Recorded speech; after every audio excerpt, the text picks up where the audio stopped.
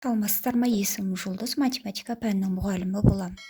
Біз бүгін нишқа тапсыратын емтиханның ішінде сандық сипаттамаларға есеп шығарамыз. Ауданын тап дейді. А қатары, Б қатары. Бізде тіктөртбұрыш берілген, ұзындығы ені берілген екеуінде де.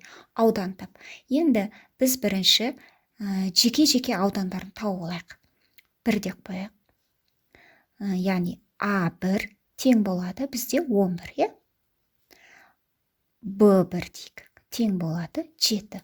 Енді біз осы жерден S1 деп ауданын тауып алайық бірінші тіктөртбұрыштың. Тіктөртбұрыштың ауданы ол А көбейту Б-ға тең.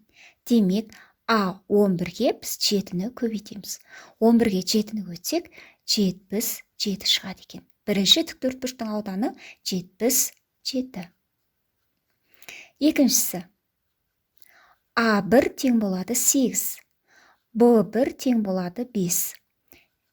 2 деп қояйық, 2. S2-ні табайық.